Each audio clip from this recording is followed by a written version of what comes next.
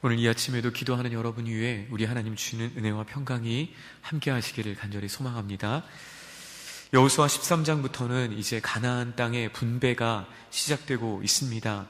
광야 40년의 험난한 시간을 그렇게 지나고 기다리던 그 하나님의 약속이 이제 드디어 성취되는 그러한 순간입니다. 하나님께서는 나이 많아 늙게 된 이 여호수아를 통해서 이스라엘이 정복한 땅과 함께 아직 정복되지 않은 땅까지도 이스라엘 각 지파에게 분배하게 하셨습니다. 그 이유가 무엇일까요? 아직 정복되지도 않은 땅을 하나님께서 여호수아를 통해 이스라엘에게 분배하시는 이유가 무엇일까요? 그것은 비록 그 땅이 아직 정복되지 않았지만 그 땅에 대한 분명한 하나님의 약속이 있기에 그것은 이미 이스라엘의 소유가 되었음을 오늘 말씀을 통해 보여주고 있는 것입니다. 하나님께서 친히 그 땅의 정복을 보장하시겠다는 말씀입니다. 그렇습니다. 성도는 오늘 하나님의 약속이 아직 우리의 삶에 다 이루어지지 않았음에도 불구하고 이미 우리에게 선포된 그 하나님의 약속과 말씀으로 인해서 감사하고 기뻐하는 삶을 살아가는 사람, 바로 그가 하나님의 약속을 받은 하나님의 사람, 성도의 삶인 줄로 믿습니다. 믿음으로 산다는 것은 이미 이루어진 것으로 인하여 하나님께 감사하고 영광을 돌리는 것뿐만 아니라 오늘 아직 그것이 보이지 않고 아직 그것이 다 이루어지지 않았다 하더라도 하나님의 약속과 하나님의 말씀이 반드시 성취될 것을 믿음으로 오늘 살아가는 사람, 바로 그것이 성도인 줄로 믿습니다. 가장 먼저 오늘 본문에서 땅을 분배받고 있는 지파는 르우벤과 갓, 므낫세 반 지파입니다. 이들은 앞서 요단 동편의 땅을 분배받았던 이들이었습니다. 이들은 다른 지파들이 요단강 서쪽 가나안 지역을 정복할 때에 가나안 정복 전쟁을 치르는 것을 앉아서 구경하지 않고 이들은 함께 모세의 명령에 따라 동편에서 서편으로 건너와 가나안 정복 전쟁에 동참했던 사람들입니다. 민수기 32장 20절 이하에 보면 모세가 요단 동편의 이 지파들에게 이렇게 말하고 있는 것을 볼 수 있습니다. 너희가 만일 이 일을 행하여 무장하고 여호와 앞에서 가서 싸우되 너희가 다 무장하고 여호와 앞에서 요단을 건너가서 여호와께서 그의 원수를 자기 앞에서 쫓아내시고 그 땅이 여호와 앞에 복종하게 하시기까지 싸우면 여호와 앞에서나 이스라엘 앞에서나 무죄하여 돌아오겠고 이 땅은 여호와 앞에서 너희의 소유가 되리라마는 너희가 만일 그같이 아니하면 여호와께 범죄함이니 너희 죄가 반드시 너희를 찾아낼 줄 알라. 요단 동쪽 지파들이 가나안 서쪽 이 정복 사업에, 가나안 정복 역사에 동참하는 것은 단순히 인간적인 책임감이나 양심의 문제가 아니었습니다. 인간적인 도의를 다하는 것이나 인간적인 도리의 차원이 아니었습니다. 그것은 하나님의 뜻이고 하나님의 명령이었다라는 것입니다. 민수기 32장 22절, 앞서 봉독한 이 말씀을 새번역 성경에서는 이렇게 번역하고 있습니다. 그 땅이 주님 앞에서 정복되는 날 당신들은 돌아갈 수 있고 주님과 이스라엘에 대한 당신들의 의무에서 벗어날 수 있어.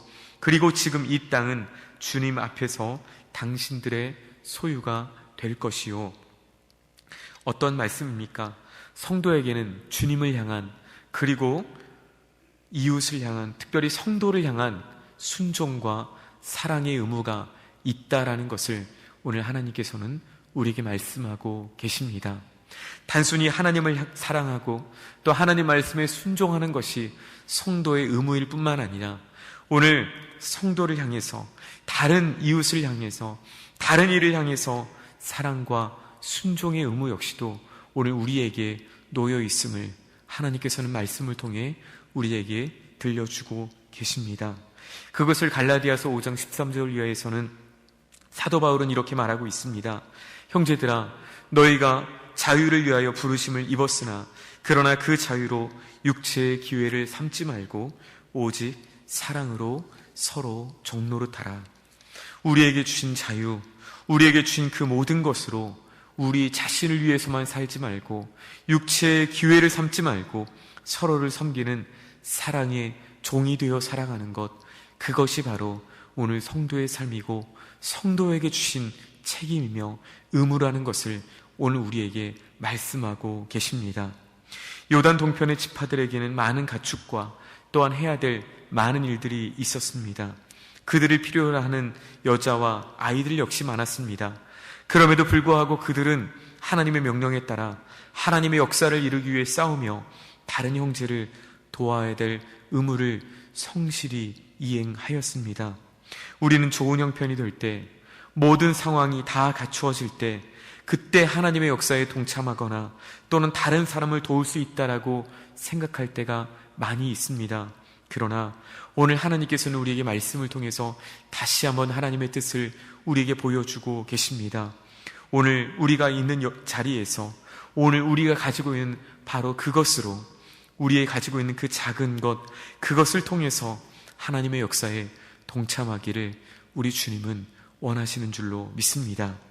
하나님께서는 모세를 통해 하나님과 형제에 대한 의무를 다한 이 요단 동편의 지파들에게 기업을 분배하여 주십니다. 그런데 하나님께서 이들에게 대한 기업을 분배하시는 기준이 무엇입니까? 이 본문을 현대인의 성경을 보면 이 본문을 이렇게 번역합니다. 각 지파의 인구수에 비례해서, 다시 말하면 이 지파의 크고 적음에 따라 이 지파가 가족이 많은 가족에게는 더 많은 땅을 주고 가족이 적은 지파에게는 더 적은 땅을 주었다라고 그렇게 번역하는 것입니다. 하나님께서 섬세하게 그들의 필요를 아시고 채워주신다라는 것입니다. 그런데 이와 함께 이 본문이 강조하고 있는 것이, 보여주고 있는 것이 무엇입니까? 땅을 분배하는 것은 모세나 여호수아가 아닌 하나님께서 친히 직접 이루시는 일이라는 것입니다. 우리가 보기에는, 또 우리 생각엔 더 많은 것이 좋은 것이고 더 많은 것을 가진 것이 하나님의 축복을 받은 것이고 적은 것은 그렇지 않은 것이라고 생각하기도 하지만 하나님 앞에서는 많고 적음이, 우리가 가지고 있는 소유가 하나님 앞에서는 결코 중요한 것이 아님을 오늘 본문을 통해 우리에게 다시 한번 말씀하고 계십니다.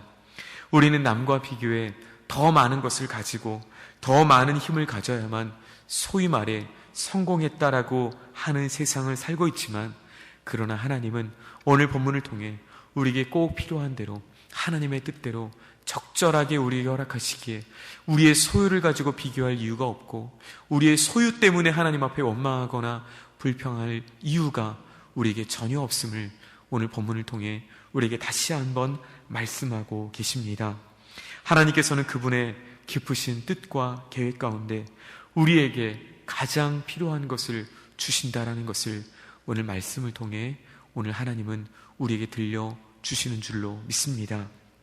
성도가 해야 될 것은, 그렇다면 이 사실을 믿는 성도가 해야 될 것은 더 많은 것을 갖기 위해 끊임없이 경쟁하고 살아가는 것이 아니라 오늘 남과 나를 비교하고 불평하고 원망하며 살아가다가 그렇게 마치는 것이 아니라 오늘 내게 주신 것, 또 오늘 내게 있는 것, 그것으로 감사하며 그것을 통해 하나님이 나를 향해 계획하신 뜻을 이루어가며 살아가는 것이야말로 바로 오늘 요단 동편의 지파들에게 원하시는 하나님의 뜻, 오늘을 살아가는 저와 여러분을 향한 하나님의 뜻인 줄로 믿습니다. 주 안에 사랑하는 성도 여러분, 오늘 하나님께서 저와 여러분에게 주신 것이 무엇입니까? 그것이 무엇이든 간에 그것으로 인해 감사하는 저와 여러분이 되시기를 주님의 이름으로 간절히 소망합니다. 그것을 통해서 오늘 하나님께서 무엇을 이루시기를 원하시는지를 끊임없이 묻고, 그리고 거기에 순종할 때 그가 바로 세상에서 그리고 하나님 앞에서 가장 부유하고 행복한 자로 살아가게 될 줄로 믿습니다. 오늘 또 주 안에서 내게 있는 것으로 서로를 돌아보고, 그리고 우리에게 주신 것으로 바로 하나님의 뜻을 이루어 나가는 이 은혜가 함께 하시기를 주님의 이름으로 간절히 축원합니다. 살아계신 아버지 하나님 감사합니다.